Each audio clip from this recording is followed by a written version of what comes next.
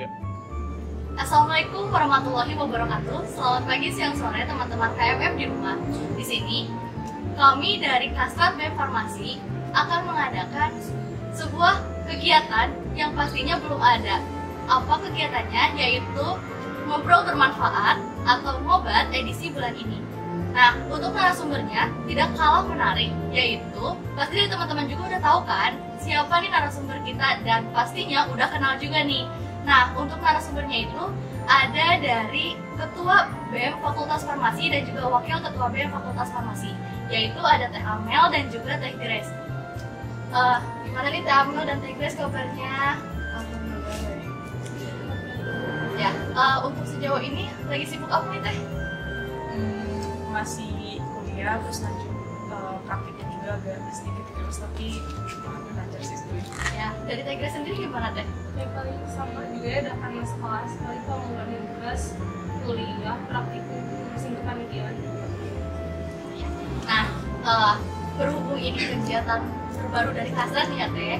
Nah, kita itu berencana ingin wawancara dari Teh Grace dan juga Teh Amel sendiri, yaitu untuk mengetahui sisi lain dari sosok yang sedang memimpin KMF nih Teh. Nah, karena kan jarang-jarang ya dari teman-teman juga, apalagi dari 2020 juga belum tahu nih sejauh mana kedekatan dari Teh Amel maupun Teh Grace satu sama lain, dan juga sisi lain dari Teh Amel dan Teh Grace. Nah, oleh sebab itu untuk kegiatan ini kami di sini dari Kasrat ingin mengulik lagi nih Teh tentang kesibukan dari Teh Amel dan juga tentang kegiatan-kegiatan dan juga kecocokan dari Teh Amel dan Teh Grace nih dalam memimpin KMF Farmasi Unjani tentunya.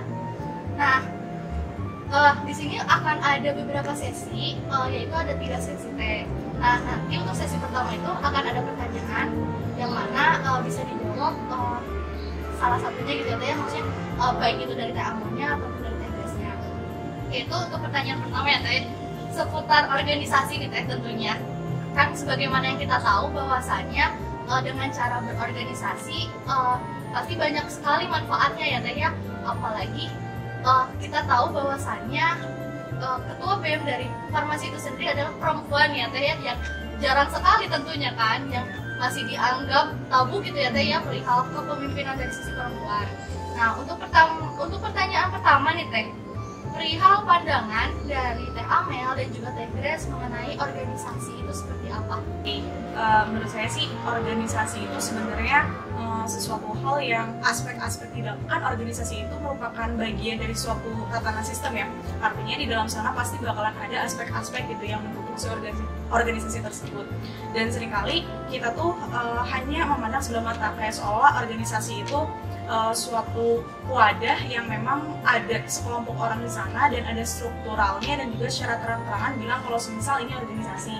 Padahal menurut saya organisasi itu lebih daripada itu sih. Sebenarnya organisasi itu aspek-aspek di dalamnya sering ada di kehidupan kita sehari-hari gitu. Tapi kita nggak pernah menyadari kalau semisal itu tuh aspek-aspek di organisasi gitu. Kayak semisal dari organisasi sendiri kita paham tentang adanya peran, adanya fungsi, adanya suatu struktur, adanya tugas di sana dan semacamnya, yang menurut saya itu sering banget kaitannya dengan kita ketika kita melaksanakan apa ya, melakukan kehidupan gitu sehari-hari, entah itu di keluarga, entah itu di pertemanan, bahkan di akademik itu sendiri. Paling dari saya sih.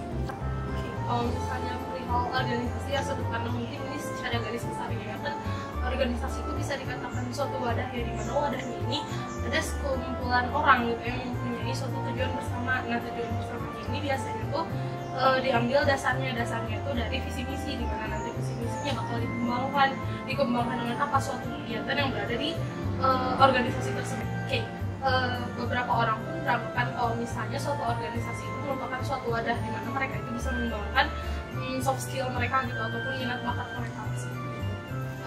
Ya, berarti luar biasa sekali ya Teh, perihal membahas organisasi itu berarti konteksnya itu sangat universal ya Teh ya, dan tidak bisa kita kerucutkan secara langsung ya, karena itu sifatnya ada di kehidupan sehari-hari berarti kan ya Teh. Nah, selanjutnya nih Teh, pertanyaan yang pastinya dari teman-teman juga penasaran gitu, kayak gimana nih Teh pertama kali dari Teh Amel dan juga Teh Grace itu tertarik di organisasi? Cinta pertamanya di organisasi itu di mana gitu ya Teh? Terkait bentuk rasa minat pada saat mengikuti organisasi itu pada saat kapan? Nah kalau misalnya organisasi itu pada saat kuliah sih, soalnya kalau misalnya pas SMP SMA tuh lebih fokus ke ekstrakurikuler gitu. Nah udah mulai fokus buat atau mulai minat gitu ya untuk mengikuti organisasi pada saat kuliah di tingkat pertama pas ada bentuk pendelegasian di organisasi. Oke, kalau dari saya itu, saya pertama kali tertarik di organisasi tepatnya itu waktu mengikuti ospek, baik itu ospek universitas maupun ospek fakultas. Saya ngerasa takjub sama Akang dan Teteh yang pada saat itu mereka udah merancang suatu kegiatan yang menurut saya itu suatu kegiatan yang sesistematis dan sekritis itu gitu. Karena memang sebelumnya saya kan nggak pernah mengikuti organisasi maupun kepanitiaan. Jadi pertama ngelihat di perkuliahan dan bisa se-wow itu, saya langsung tertarik di sana gitu. Tapi lebih daripada itu ketertarikan saya lebih berkembangnya itu karena progresan mereka sih untuk bisa mencapai di titik dimana kegiatan bisa dibilang se-wow itu gitu. Karena kan pasti hasil pun bakal sesuai dengan progresan mereka gimana bikin acara se-wow itu. Terima kasih ya Teh atas jawabannya, sangat luar biasa.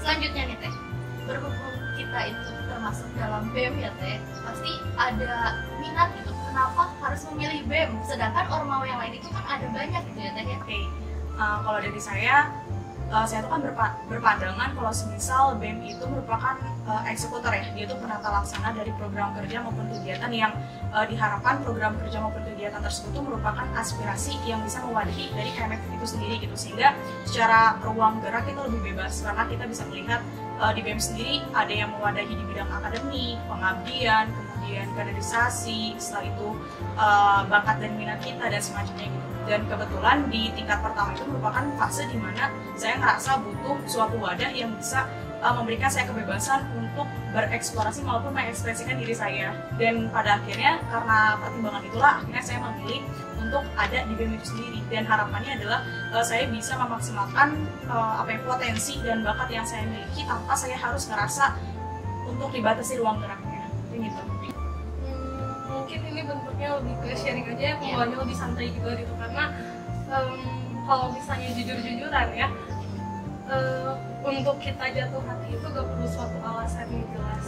Nah, begitu juga dengan saya pada saat awal mengikuti menjadi seorang maba gitu ya, pada saat mengikuti serangkaian gak pernah terpikirkan oleh saya untuk mengikuti BEM.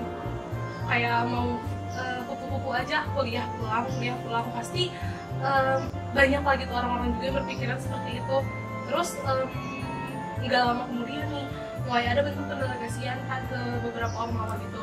Nah udah kayak gitu saya mulai berpikiran apa coba ikutin aja ya, kayak oh mungkin ini bisa menjadi suatu suatu jalan agar saya nggak terlalu fokus di situ-situ aja, karena nggak akan menutup kemungkinan kita bakal jenuh kan. Nah cobain deh ikutan apa ya, mulai dilihat nih ormawa apa yang ada di farmasi. Nggak pernah terpikirkan buat ikutan BEM, karena kan kalau misalnya pas kaderisasi ada bentuk pengenalan itu ngelihat dari strukturalnya banyak dan juga program kerja yang dirancang oleh BEM itu sangat banyak, jadi kayak takut sibuk sendiri, takut chaos, takut hektik kayak gitu-gitu tuh udah kepikiran, makanya nggak pernah terpikirkan buat ikutan BEM. Ternyata pada saat tidak lolos pendelegasian saya terpikirkan untuk mengikuti sekolah BEM, nggak tahu kenapa mengikuti sekolah BEM. Nah pada saat saya magang di situ kan banyak yang bisa diikuti, mulai dari mengetahui soal organisasi itu seperti apa, terus kepanitiaan diikuti juga. Ternyata apa yang saya takutkan memang terjadi, mulai dari sibuknya, chaosnya itu ada gitu. Tapi ternyata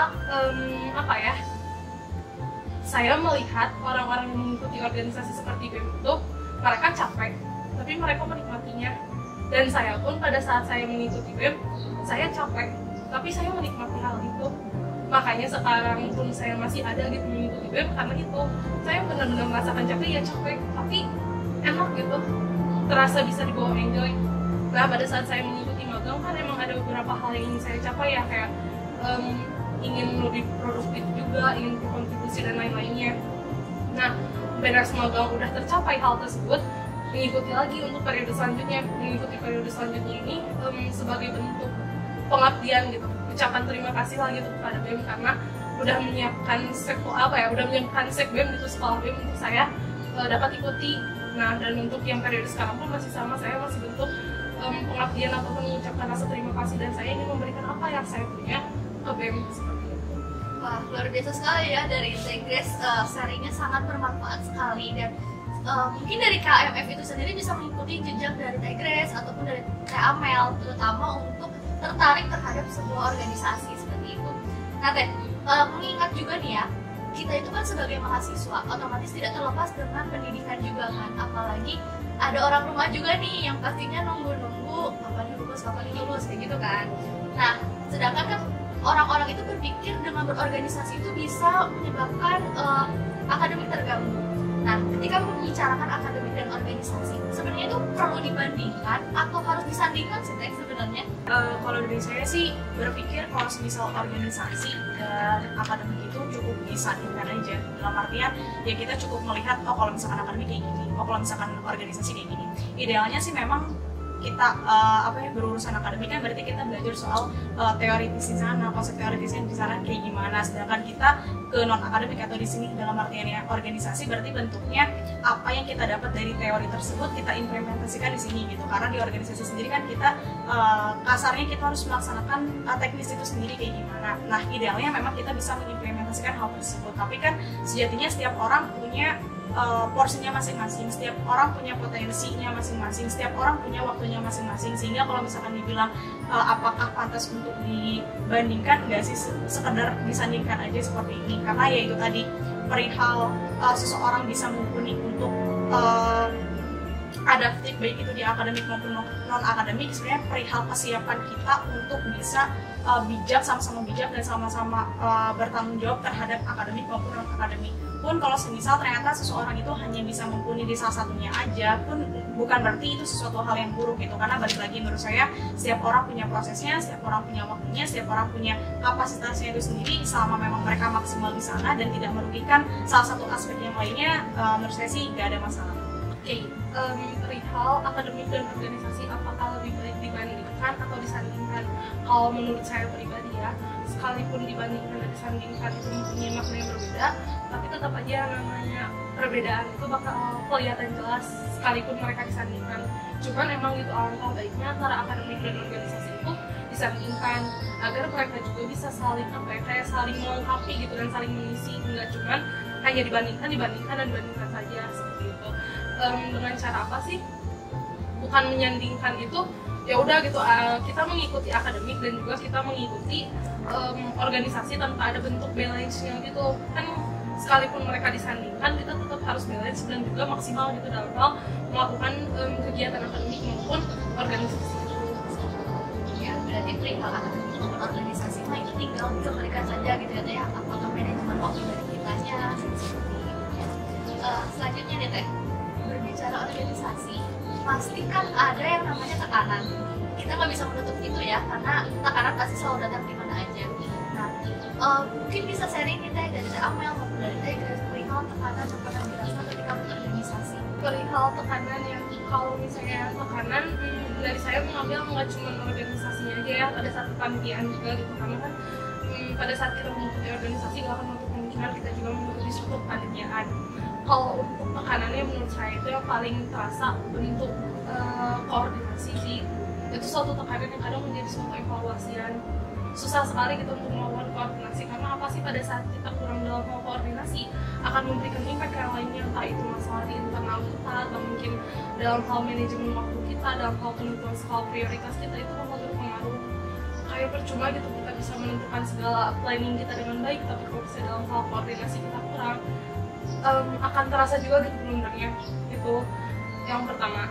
Nah, yang kedua itu ada beberapa permasalahan yang kita tuh gak bisa temuin itu pada saat kita kuliah. Jadi kadang kalau misalnya kita ingin menyelesaikan suatu masalah tersebut, gak bisa kita tanya ke semuanya, karena belum tentu mereka mengerti cara menyelesaikan permasalahan tersebut. Ada beberapa masalah yang itu tuh ranahnya organisasi dan kita mau gak mau mencari problem solvingnya sendiri gitu, atau nggak bertanya ke orang yang emang berada di organisasi gitu. Nggak semua orang bisa mengetahui itu. Terus yang ketiga, rasa jenuh dan capek.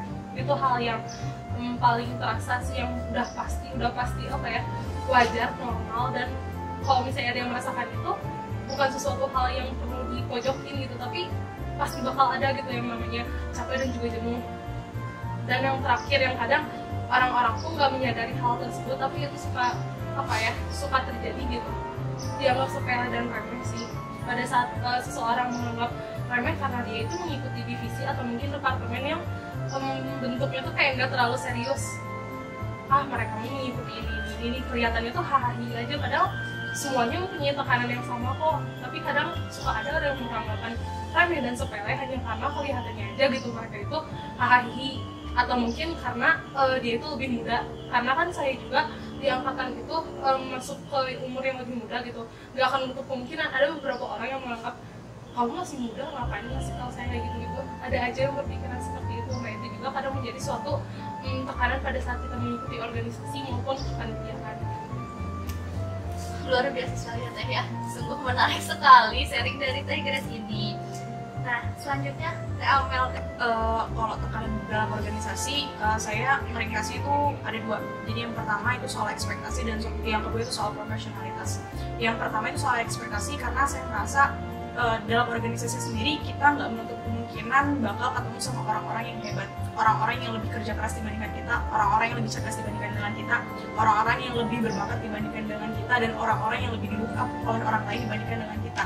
Nah maka dari itu seringkali kita melaksanakan suatu kinerja atau pekerjaan itu nggak berdasarkan standar yang seharusnya. Dalam artian kita itu kerja keras hanya untuk memenuhi ekspektasi orang lain gitu. Sedangkan di organisasi kita tuh harus menerapkan 3 hal. Ini yang baru banget saya pelajari. Yang pertama itu soal kerja cerdas, yang kedua soal kerja keras, dan yang terakhir itu soal kerja ikhlas. Jadi sebenarnya dalam organisasi setiap orang pasti ya balik gitu yang tadi udah saya sampaikan, setiap orang punya porsinya, setiap orang punya waktunya, setiap orang punya kesempatannya, sehingga akan lebih baiknya ketika kita berorganisasi kita meluruskan niat dan juga hati kalau semisal apa yang kita kerjakan memang betul-betul ingin memberikan manfaat ke orang lain, memang betul-betul ingin berkontribusi secara aktif, nggak lebih daripada itu, nggak untuk menebar nggak mengharapkan imbal balik ataupun pujian dari orang lain, tapi lebih kepada ya yang penting kita udah berusaha semaksimal mungkin sesuai dengan target yang memang kita ingin capai itu. Karena rasa-rasanya ketika kita nggak bisa memenuhi ekspektasi orang lain, misalkan semua kinerja kita based on expectation orang lain, pasti ada satu titik di mana kita bakal lelah, kita bakal jenuh, dan kita bakal ngerasa kita nggak pernah ngerasa cukup, dan kita bakal buruk atas hal itu, dan kita nggak akan termotivasi untuk melakukan hal yang lainnya maupun hal lebih gitu. Dan yang kedua soal profesional itu sendiri. Di dalam organisasi kan kita selalu ditekan untuk bersikap bijak, bersikap adil, dan yang paling penting adalah untuk mengutamakan orang lain dibandingkan dengan kita sendiri. Sedangkan kita tahu kalau semisal kita juga punya bagian di kehidupan kita lain yang mana kita juga punya waktu untuk diri kita sendiri, punya waktu untuk keluarga, dan gak bisa selalu terus-menerus tentang memikirkan organisasi gitu. Nah di satu sisi kita harus membaktikan orang lain karena ya itu tadi gitu, amanah itu ya kita harus bisa mempertanggungjawabkan hal tersebut. Tapi di satu sisi lain juga ya akan ada saat dimana kita punya simpati, kita punya ego, kita punya keras kepala sendiri gitu, sehingga kita nggak bisa menekankan atau menjaga sikap dari profesional itu sendiri di dalam suatu organisasi. Ya, baik, terima kasih kepada Teh Amel atas jawabannya. Teh, satu pertanyaan terakhir nih Teh, sebelum kita lanjut ke sesi berikutnya. Cukup banyak yang menarik gitu ya Teh ya, ketika kita membedah perihal organisasi, apalagi dari kehidupan Teh Amel maupun dari Teh Grace sendiri.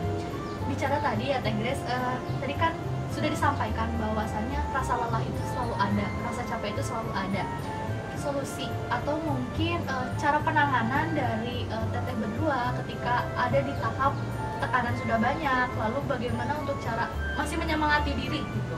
Nah, mungkin dari Teh Grace sendiri seperti apa ya Teh? Baik, perihal misalnya kita merasa jenuh atau mungkin merasa lelah ya, karena emang jenuh dan lelah itu merupakan hal yang sangat normal gitu. Dan saya juga biasanya menyinggung ini kalau di kepanitiaan karena saya pun pernah merasakan hal tersebut. Yang pertama, beristirahatlah pada saat kita merasa jenuh, lalu berjalan kembali pada saat tenaga kita sudah penuh. Berhenti boleh, tapi berhentinya sementara, bukan berhenti selamanya. Pada saat kita sudah tahu kita mau berhenti, kita harus menentukan kembali kira-kira kapan nih kita mau melangkah kembali.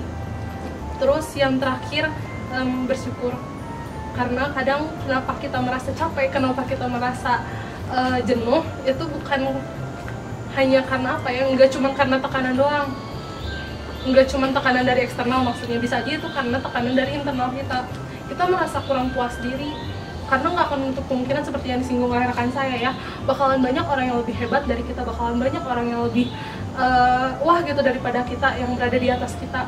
Tapi seharusnya itu bukan menjadi suatu alasan kita merasa minder atau insecure.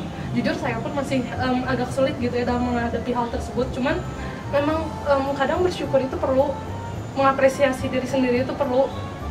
Pada saat kita merasa jenuh, kita lihat kembali kira-kira apakah kita memang merasa lelah dan juga jenuh karena tugas kita, atau mungkin karena ekspektasi orang lain yang kita jadikan itu juga menjadi ekspektasi diri kita sendiri gitu, sehingga itu menjadi suatu tekanan ke diri kita sendiri. Kita merasa tertekan juga, kita merasa semakin capek dan jenuh, dan nggak ada hal atau nggak ada apa ya kayak bentuk penguat gitu.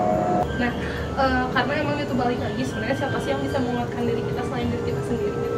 Kita gak bisa terlalu banyak berharap kepada orang lain, karena kita pun gak mau kan orang lain itu terlalu menaruh harapan juga kepada kita, karena ya itu pada saat kita ditutupi suatu ekspektasi, kita bakal tertekan juga oleh hal itu.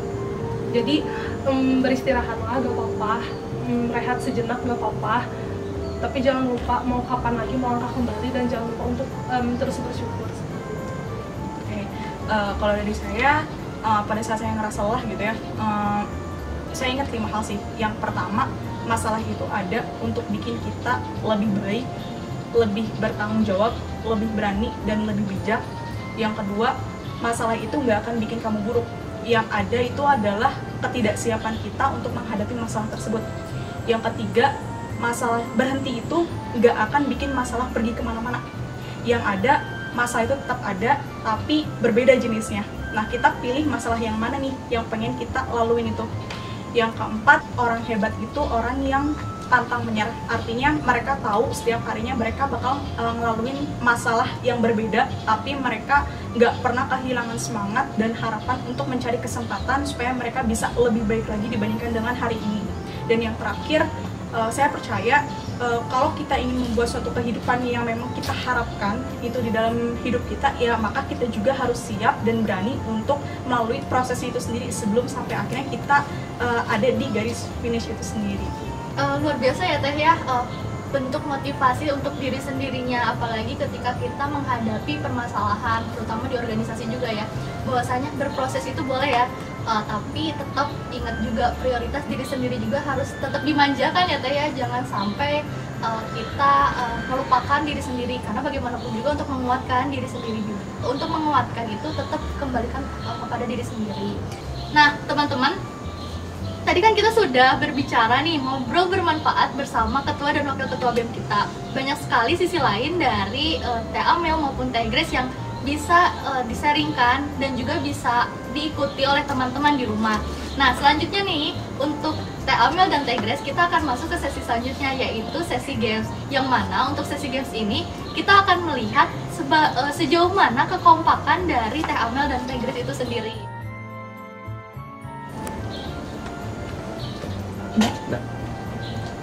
Nah Teh, selanjutnya kita masuk ke sesi kedua nih Teh, yaitu games kekompakan. Nanti dari saya akan membacakan pertanyaan berupa pilihan, yang mana dari Teh Amel maupun Teh Grace bisa memilih salah satunya sebagaimana yang dipikirkan gitu, sebagaimana yang diinginkan.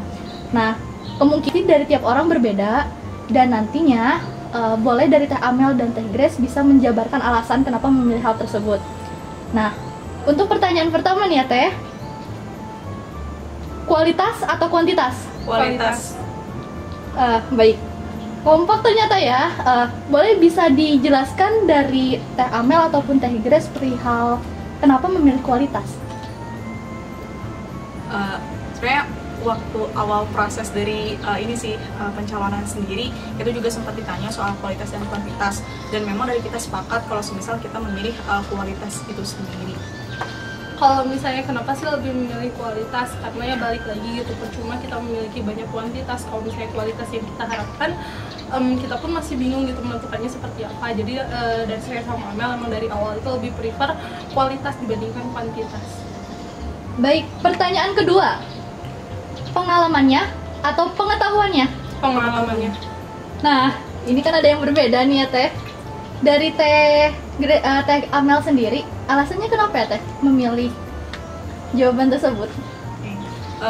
Karena lebih ke berkaca pada saat di awal saya ikut ini sih organisasi sendiri, saya kan masih minim pengalaman, tapi saya coba maksimalkan di pengetahuan itu sendiri, dan biarkan soal kekurangan dari pengalaman itu biarkan saya berproses pada saat di hari hanya, karena balik lagi sih setiap orang punya kesempatan yang sama untuk melalui pengalaman yang pernah dirasakan juga oleh orang lain. Dan perihal pengetahuan itu sendiri kan sebenarnya teori dasar gitu sebelum nantinya kita melaksanakan di lapangannya itu sendiri. Jadi biarkan itu sebagai penguat untuk nanti dasar dari kita melaksanakan sesuatu hal.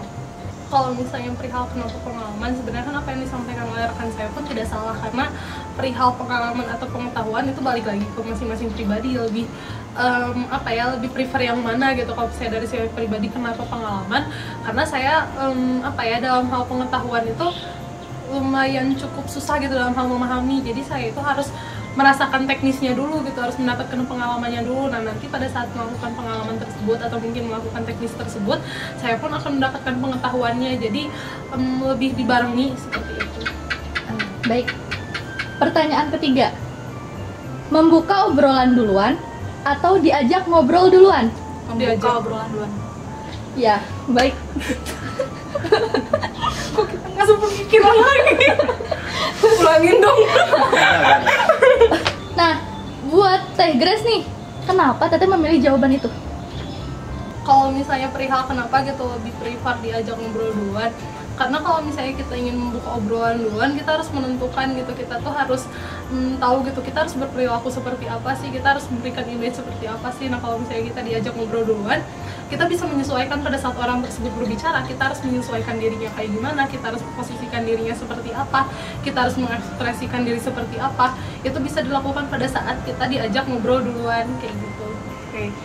Sebenarnya karena saya pernah ada di posisi dimana saya nggak diajak sama orang lain, sehingga kan itu juga jadi jadi suatu teguran gitu buat saya kalau semisal saya itu harus membuka obrolan duluan dengan orang lain, sehingga nanti arah diskusinya seperti apa itu dari saya sendiri yang menentukan, jadi lebih enak aja kesananya dan membuat orang lain kan berarti membuka obrolan itu berarti kita berusaha untuk bisa mendekatkan diri ke mereka, sehingga kita juga bisa saling mengenal lebih dekat lah gitu kepada mereka dibandingkan dengan diajak duluan, itu kan harus mengikuti ritmenya sendiri. Pertanyaan keempat Teh, forum training atau kepanitiaan? Kepanitiaan. Wah luar biasa nih, kompak ya Teh.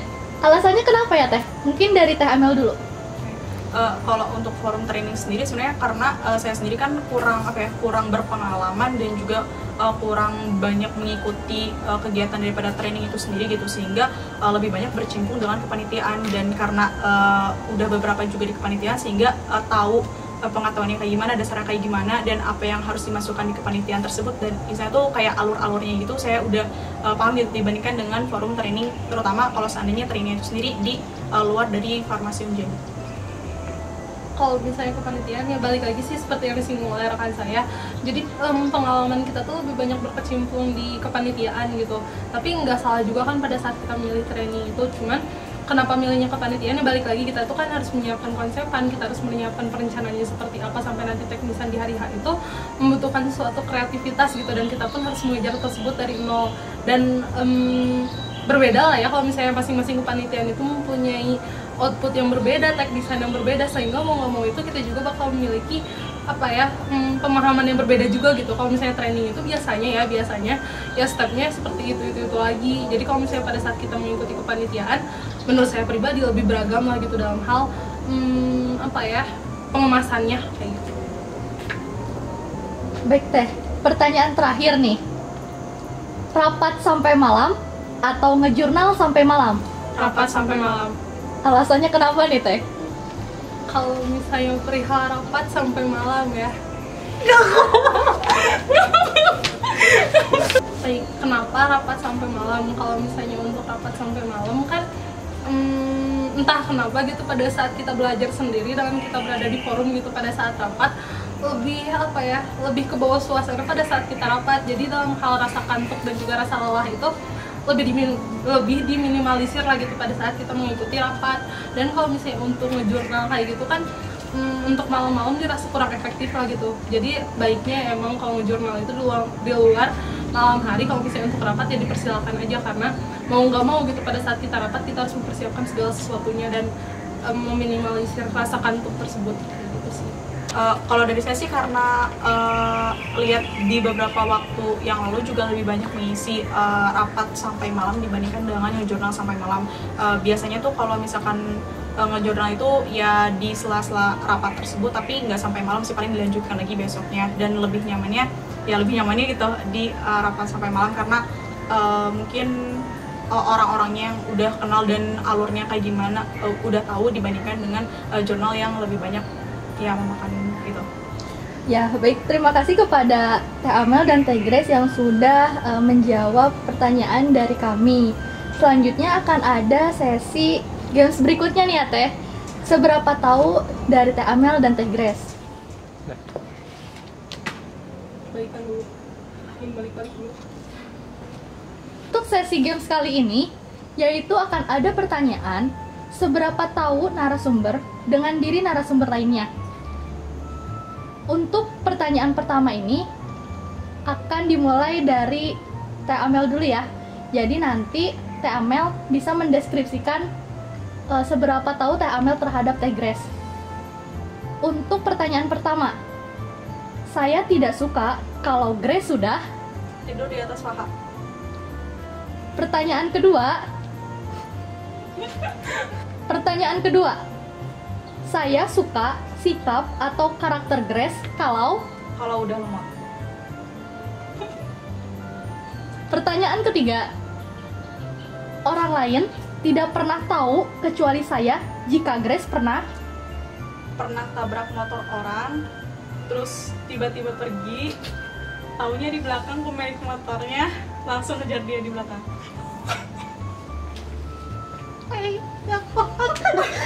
Itu aib aku, Amel. Kamu tahu gak, aku berusaha menutupi itu sama aku hidup, dan kamu bongkar depan KMM. Tadi banyak aib, kenapa itu? Untuk orang yang tertabrak Grace misalnya begini. Pertanyaan keempat, kesan pertama bertemu dengan Grace yaitu Lawak, polos, feminim, dan cerewet. pertanyaan terakhir, pesan yang ingin disampaikan kepada Grace. Jadilah diri kamu sendiri yang gak kenal takut dengan omongan orang lain yang berusaha menjatuhkan kamu. Kesalahan itu hadir untuk memberikan kamu kesempatan kalau kamu berhak belajar agar lebih berani, lebih baik, dan lebih bijak lagi. Permata itu gak bisa dipoles tanpa adanya gesekan. Dan orang hebat juga gak akan bisa menjadi sosok yang hebat tanpa adanya tantangan. Satu-satunya batasan untuk meraih impian kita cuman keraguan-raguan kita hari ini. Jadi jangan biarin opini orang lain makan suara di dalam diri kamu. Tindakan membandingkan diri kamu dengan orang lain juga gak akan mengubah apapun kecuali kamu membandingkan diri kamu hari ini dengan yang kemarin. Ingat, ini hari yang buruk, bukan kehidupan yang buruk. Kalau mereka bilang ini mustahil, ya ini mustahil buat mereka, bukan buat kamu. Intinya, semangat. Selanjutnya, yaitu seberapa tahu Teh Grace tentang Teh Amel. Pertanyaan pertama, saya tidak suka kalau Amel sudah Kalau misalnya udah keras kepala, walaupun niatnya baik tapi kadang keras kepalanya tuh rese. Terus kalau misalnya udah main HP sama main laptop, kadang gak ngedengerin orang sekitar, udah dipanggil 1000 kali juga. Pertanyaan kedua, saya suka sikap atau karakter Amel kalau Misalnya udah mengambil keputusan, kalau misalnya udah perhatian, terus kalau lebih kalem, soalnya kan kalau misalnya Amel tuh lebih kalem dibanding saya yang ngegas. Pertanyaan ketiga, orang lain tidak pernah tahu kecuali saya jika Amel pernah Kalau mau tidur pasti harus bareng laptop tuh gak akan dimatiin. Terus yang kedua, suka ngingetin buat nyalain alarm padahal dia duluan yang matiin alarm. Kalau mau kentut pasti izin dulu, sopan banget.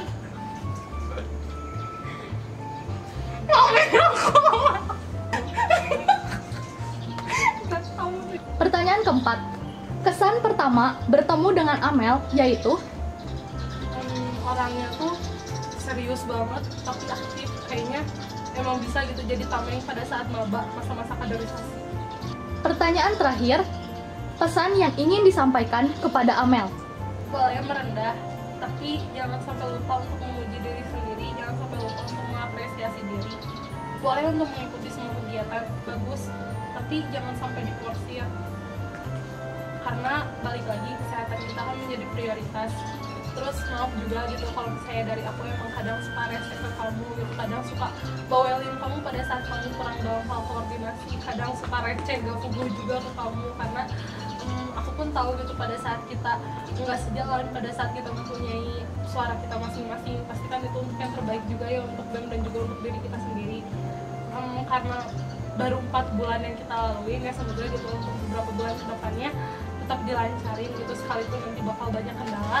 Jangan sampai lupa kalau misalnya kita mungkin orang yang berbeda, tapi langkah kaki kita itu sama, tujuan yang ingin kita capai juga sama, dan BEM yang kita pegang pun sama.